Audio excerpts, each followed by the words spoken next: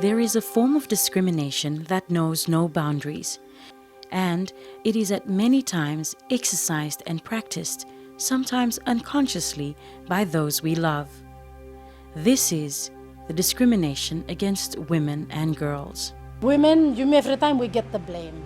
Any something is wrong, by blame full down you may. But suppose one man he may look deep inside him, and he may respect him, his mother that much. But he no sabe make him Discrimination of women and girls is not unique in the Pacific. It is when they are treated unfairly, not given an equal chance to opportunities like education and employment, and when they are disregarded. And because discrimination against women can be out of control, something was done about it. In 1967, the United Nations Commission on the Status of Women wrote a document to guide countries in the world on how to deal with the elimination of discrimination against women. A declaration was born, but this was not enough to bind governments. So in 1979, the United Nations General Assembly made the declaration a convention. In 1981, the Convention on the Elimination of All Forms of Discrimination Against Women, CEDAW, came into force. Well, CEDAW is, in effect, a charter for women's human rights, and it has to be specially developed to show that women have particular needs and particular areas where their rights are not always observed. When a nation ratifies CEDAW, it should set up policies, laws, and systems to ensure that women are treated fairly. 19 countries in the Pacific have ratified the convention. In terms of reporting, only 3 countries have reported, because the CEDAW committee process, the CEDAW treaty process, requires every member who has ratified the treaty to go to New York or Geneva 1 year after ratification and provide a report, and then subsequently every 4 years thereafter. So only 3 countries have provided their initial reports. So now those 3 countries have to provide subsequent reports 4 years subsequently. And that's only Fiji, Samoa and Vanuatu.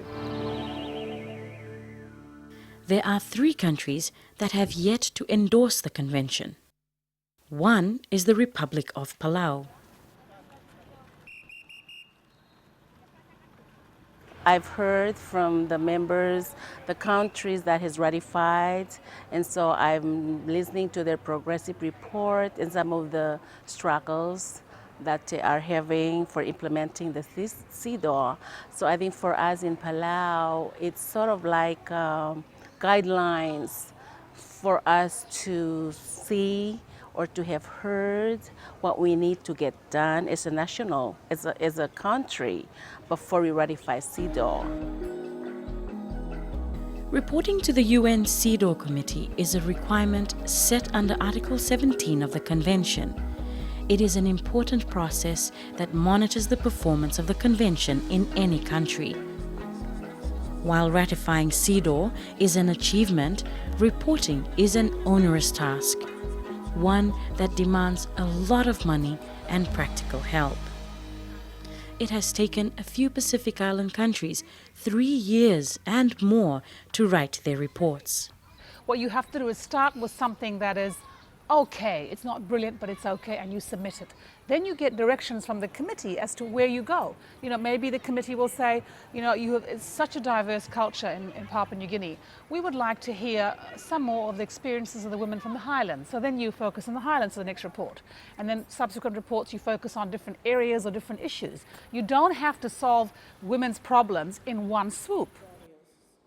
As a result, a minute, but nonetheless, increasing number. Preparing to submit a report to the United Nations CEDAW Committee can be daunting.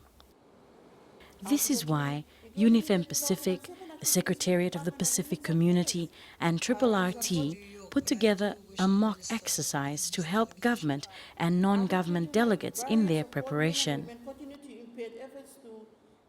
3 mock sessions have been conducted in Samoa, Vanuatu, and the Cook Islands. I think your report is quite frank and outlines, the situation of women as well as what is lacking.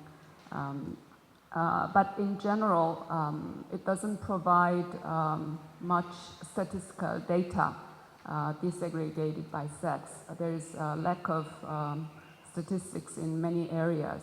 So I would like to know what kind of data collecting system you have. What work is being done with your parliamentary council to bring back to Parliament the sexual offences bill?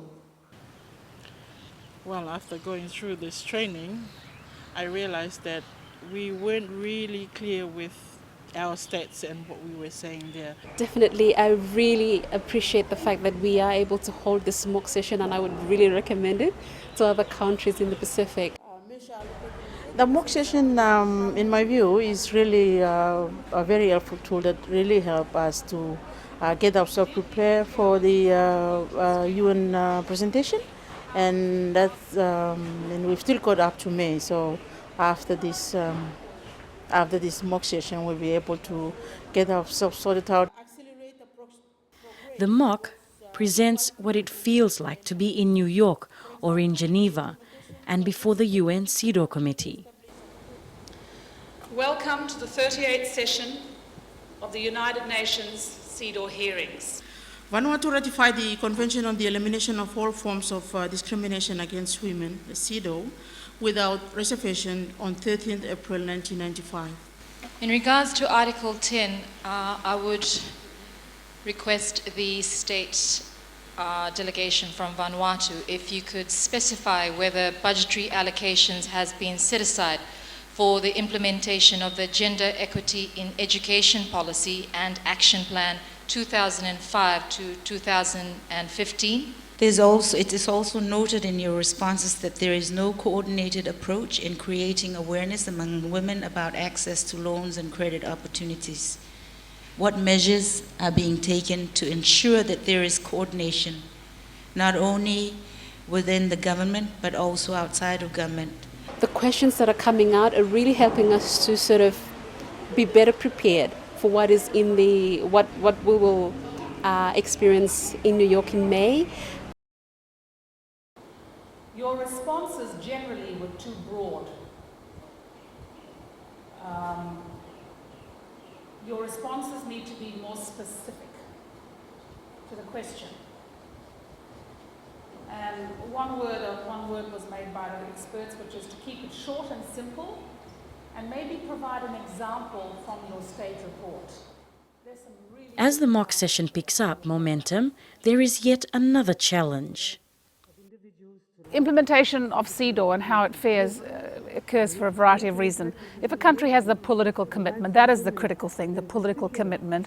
It has the financial resources to allocate enough funds to advance CEDAW goals, and if there's an active women's movement. And you can see quite clearly across the Pacific, the countries where there's the most active women's movements, you'll have the most progress. And of course, you compare somewhere like Fiji to a smaller country with less resources, and you'll see Fiji's just, really ahead of the game. In Samoa, a lot of work has been done in the area of research. In Vanuatu, Solomon Islands, and other Pacific Island countries, committees have been set up to watch over and manage progress. But of course, in order to see the real impact on women's lives, you need to take that policy to a practical level, to implement it, allocate the resources, and to action it so women can feel the impact. There is no law to protect women. The path is long for many countries in the Pacific, and changes will not happen overnight. The convention's been around and been mentioned for quite some time now. I would say maybe about 10 years in the Cook Islands. And honestly speaking, in general, the women that have worked on may have understood CEDAW. However, there is still a group of women out there, could be in the outer islands, that have heard CEDAW but don't know how it can apply to them. But taking the step to ratify CEDAW, then prepare the first report, and then work in eliminating the discrimination against women and girls are indeed achievements. It's a progressive treaty. Given the limitation of the resources that we have as poor developing Pacific Island countries, you fight the battles you can win. You deal with law for 5 years, and maybe a further 5 years you deal with economic reform. So, it's a progressive step-by-step approach to solving gender equality problems. It's illusory to think that you can solve everything in one shot.